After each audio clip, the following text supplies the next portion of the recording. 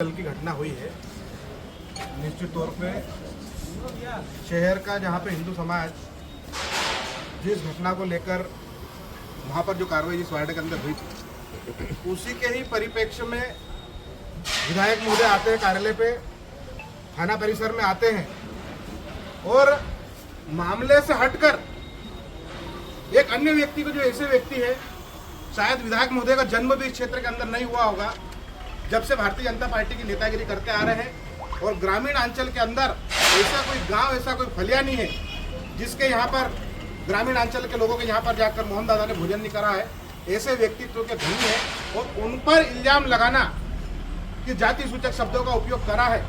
मैं आपको बताना चाहता हूँ कि आपका तो ये फर्ज बनता है कि जहाँ पर एक और आदिवासी समाज का ऐसा धर्मांतरण पूरे देश के अंदर सबसे ज्यादा धर्मांतरण आदिवासी समाज का हो रहा है और उनको छुड़वाने के लिए आप आ रहे हो सकता है कि कानून की नजर में वो नजर दिख नहीं रहा है, पर पूरा शहर इस बात को जानता है कि धर्मांतरण वहां पर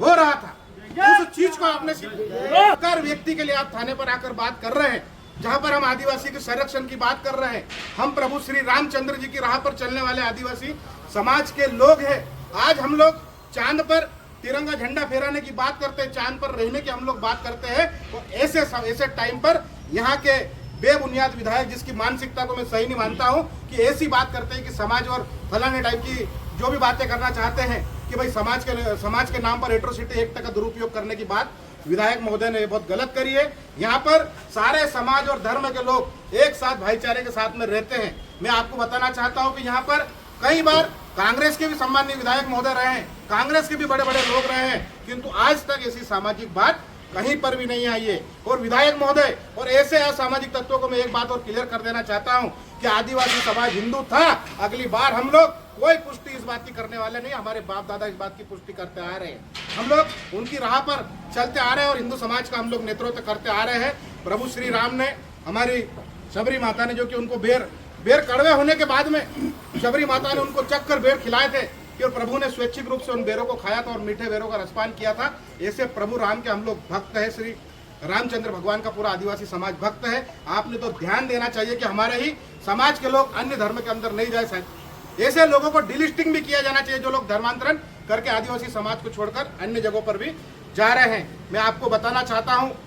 कि बरसों बरस पहले से ही हमारे, जैसे मेरे पिताजी की बात करें, हम लोग हमारे दादाजी की बात करते हैं, पूर्वजों की बात करते हैं, एक गौरवशाली आदिवासी समाज, एक गौरवशाली हमारे परंपरा के लोग, हम हिंदू सनातन धर्म का अभिन्न अंग है। और ऐसे